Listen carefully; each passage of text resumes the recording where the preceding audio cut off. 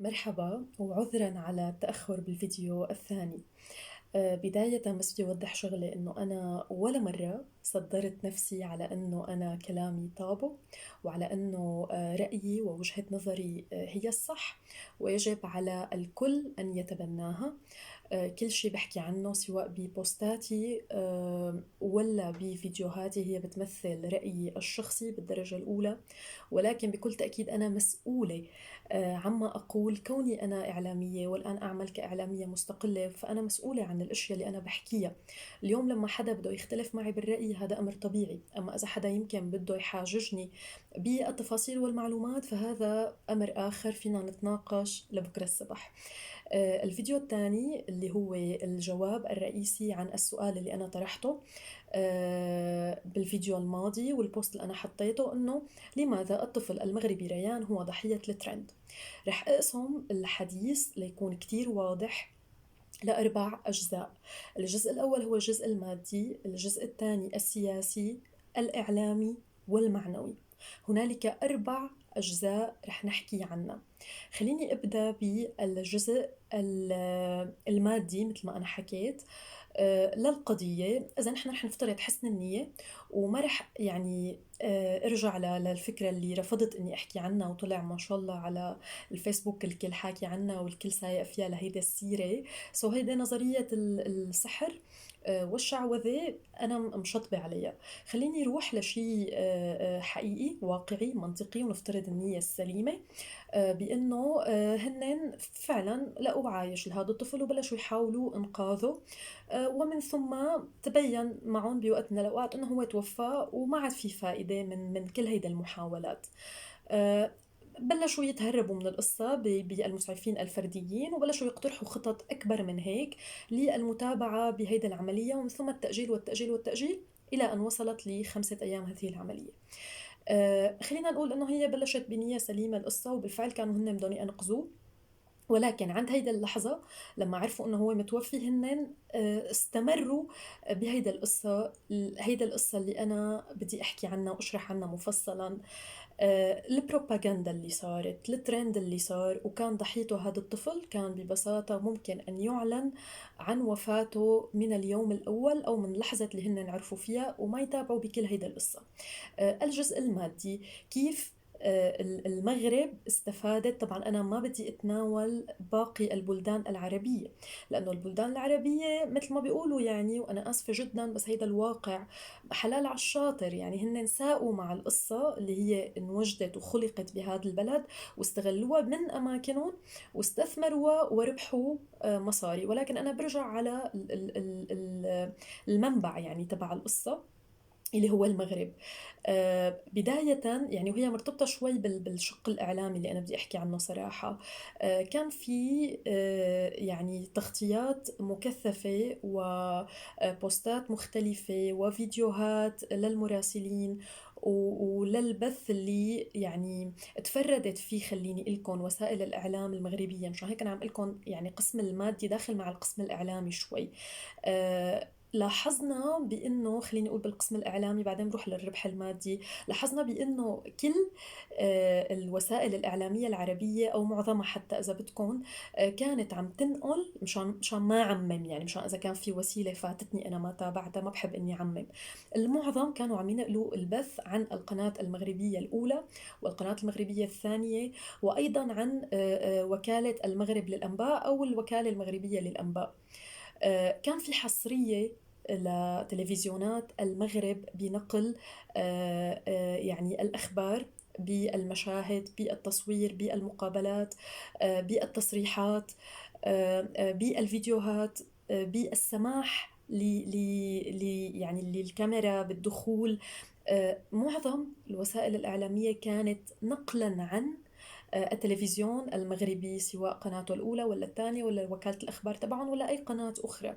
فهيدا الشق الإعلامي اللي أنا قصدته وكيف استثمر هون، يعني كان في تسويق كبير جدا لوسائل الإعلام المغربية. اليوم لما أنا أعمل حصرية لوسائل بنقل الحدث، هذا بالنتيجة حدث إنساني، يعني هو منه شيء سياسي، هي ما لا معركة، هي ما لا ثورة، هي ما لا شيء بيمس بسيادة معينة لحتى أنا أتحفظ وما خلي غير وسائلي هن اللي يفوتوا. وبالنتيجة كان الطفل حتى بأسفل البئر، يعني ما حدا واصل له وعم يلتقط له لقطات، وبعدين بالنتيجة كل وسيلة إعلامية هي وسياستها تصطفل. وبالتالي المكسب الإعلامي بالدرجة الأولى، كتير ناس كانوا ما بيشاهدوا القنوات المغربية صاروا يشاهدوها، كتير ناس كانوا ما بيعرفوا أسماء المحطات المغربية صاروا يعرفوها. رضخ الإعلام العربي والعالمي لحصرية الإعلام المغربي في تناقل تفاصيل هذه العملية وهذه القضية وصورها وفيديوهاتها. وكثير يعني سمعت من مراسلين قالوا لم يسمح لنا بالدخول، لم يسمح لنا بالتصوير، لا نستطيع أن نقل مباشر من هذا المكان لنقف بعيدا إلى آخره. كنت مبلشة بالمادي وأخذت إلى الشق الإعلامي ورح أرجع للمادي. فبداية هنالك عملية تسويق كبيرة لا منطقية استثمرت من قبل وسائل الإعلام المغربي، وبتأسقطوا عليها هون منصاتهم على مواقع التواصل الاجتماعي، وبالأخص عم نحكي اللي بتجيب أرباح. خليني أقول بالدرجة الأولى يوتيوب، ومن بعدها فيسبوك، ومن بعدها أكيد إنستغرام فيما يخص الصور والفيديوز، وتويتر إلى آخره. كل المنصات التي تدر أموال على أصحابها ومالكينها. بدأت هيدا الحملات وبدأت هيدا الهاشتاجات وبدأ هيدا الترند يصير وينبع ويطلع بالدرجة الأولى بكل تأكيد من المغرب. فحتى إذا قلت إنه هي بلشت بنية سليمة، ولكن بلشت تكبر تكبر تكبر، تزيد أكتر وأكتر وأكتر، الناس تتفاعل معها أكتر، الناس حتى من الوطن العربي تفوت على هيدي الصفحات وتشارك وتعمل شير لهذا الفيديو ولهذا البوست ولهي التغريدة. هذا كله وكلنا بنعرف أكيد نحن بهذا الزمن هو زمن إنه أنت بتقدر تطلع ملايين المصاري من وراء عدد المشاهدات، من وراء عدد المشاركات، من وراء عدد اللايكات والتعليقات على أي بوست بينزل أو صورة أو فيديو. ففيما يخص الربح المادي كانت قضية رابحة جدا واستثمار رابح، وأنا أأسف جدا لأن أقول هذا، ولكن هذا ما حصل. كان هنالك استثمار، ما بدي رد أرجع أحكي بالأسباب. كتير شفنا أسباب منطقية وتحليلات بتقول وبتأكد بأنه لا داعي كان ل5 أيام من هذا الحفر المستمر و فبالنسبة للقسم المادي، هذا الشيء اللي أنا حكيته اللي هي الأرباح اللي طلعت من وراء الترند، اللي هو أنا قلت إنه ريان كان ضحية الترند، اللي هو الترند اللي كان بدهم يصير، كان بدهم ريان يصير ترند بكل أنحاء الوطن العربي، ويكون المغرب هو المصدر الأساسي لهذا الوسم، لهذا الهاشتاج، لهذا الترند، ومن ثم يستفيد منه على الصعيد المادي وعلى الصعيد الإعلامي. منجي للشق السياسي، خليني أحكي بس بشكل يعني شوي ضبابي، لأنه أنا يعني مالي حابة أذكر اسم الجهة لحتى ما يتبلك الفيديو أو تتبلك صفحتي حتى. ولكن بإحدى الوسائل الإعلامية كان في مقابلة تجرى مع أحد المسؤولين بالمغرب، وتم طرح السؤال عليه على الهواء إنه إذا قدم لكم الكيان مساعدات أنتوا رح تقبلوها؟ فكانت الإجابة نعم بكل تأكيد. فهيدا العلاقات السياسية اللي بترجع تعود وتصب بالشق المادي اللي أنا حكيت عنه، إجا دعم، يعني إجا دعم مادي من قبل هيدا الجهة لهيدا الموضوع. الجهات الأخرى من الدول الأخرى نفس الشيء، العلاقات السياسية لعبت دور، وهيدا الدول قدمت مساعدات مادية يعني تحت غطاء أو تحت مظلة الحفر والمعدات والفرق والتجهيزات والتكاليف وإلى آخره. كمان برجع بقول هيدا بتصب بالشق المادي. خليني أقول كمان سياسياً المغرب استغل هون شيء، هلا قد يكون هو منه استغلال سيء لأنه هو نتيجة إيجابية بالمحصلة، ولكن هو استغلال سيء للاستمرار بالكذب بأنه هذا الطفل هو على قيد الحياة. علاقة المغرب بالجزائر، بنعرف أنه بالفترات الأخيرة بالشهور الأخيرة كانت العلاقة متوترة جدا.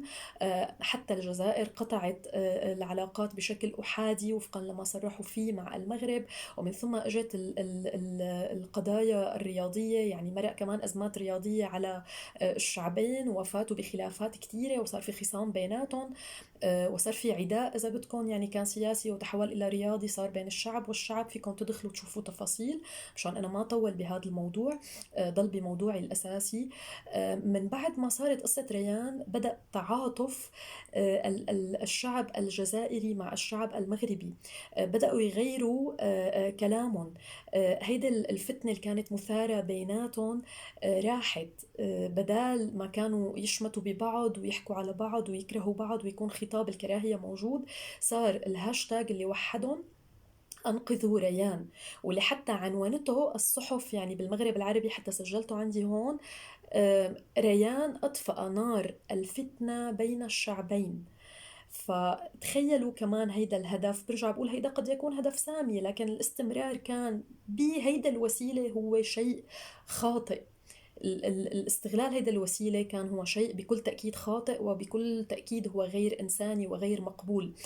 فأيضا مش بس الشعب الجزائري بل أيضا وسائل الإعلام الجزائرية غيرت من تعاطيها مع المغرب كقضية ريان كشعب وكقيادة أيضا. بوصل أخيرا وليس آخرا مشان ما أطول بالفيديو، رح يصير أكثر من 12 دقيقة. بوصل لفكرة الجزء المعنوي للقصة. اليوم ما في حدا مننا سواء على الصعيد الفردي ولا الجماعي بالمجتمع الضيق ولا الكبير ولا بالحكومة ولا بالدولة ما بيحب يكون بطل، ما بيحب يكون مضحي معطاء كريم متفاني مساعد منتشل. يعني الصورة اللي ظهرت فيها المغرب هي صورة جميلة جدا، هي صورة جعلت كل الوطن العربي تقريبا، برجع بقول أنا ما بعمم يعني، بما معناه أنه كل العالم أنه هيك عملت المغرب كرمال الطفل ريان، هيك ساوت حكومة المغرب، هيك ساوى ملك المغرب، هيك قدموا له، هيك يعني البلدان اللي بتوقف مع شعوبها، هيك البلدان اللي بتأنقذ أطفالها. صار في عنا صورة الهيرو، صار المغرب ومسؤولينه بهيدا الصورة اللامعة، وكلكم شفتوا البوستات وكلكم حتى شفتوا الجملة هيدا الشهيرة الشائعة ولو مش بمعنى دقيق، انه المغرب أزاح جبل كرمال ريان أو كرمال ينقذ طفل. فأيضا هذا السبب الأخير من الأسباب لأنه ليش كان ريان ضحية ترند. بالنتيجة ترند لا تقتصر فقط هذه الكلمة على السوشيال ميديا، هي تقتصر على كل شيء في الحياة، على كل ما ذكرت تحول لتصير قضيته بين كل العالم كترند، ليس فقط على مواقع التواصل الاجتماعي، لكل الأسباب يلي أنا ذكرتها. فريد برجع بقول بنهاية هيدا الفيديو هيدا قراءات وتحليلات وآراء شخصية بتمثلني أنا، بتمثل متابعتي وبحثي ودراستي وقراءتي وتحليلي للمعطيات. بعد ما صار لي 14 سنة بهي المهنة، قد أكون وصلت لمرحلة خليني نقول مبتدئة بهذا الموضوع. حاولت أني أنا ورجي الطرف الآخر للقضية، حاولت أني أنا أوصل رسالة أخيرة بهيدا القضية تحديدا للعالم. وأتمنى أن تصل، بأنه مو كل شيء منشوفه ومنسمعه نصدقه ونتاخد وراه ونمشي وراه ونسوق بالسيرة بلا ما حتى نفكر مجرد تفكير. وأبسط تفكير، أبسط تفكير، أنت بحد ذاتك تخيل إنه انسياقك بيجيب لهم مصاري. يعني أنت نفسك ذات نفسك عم تعطي مصاري لغيرك بدون ما أنت تعرف.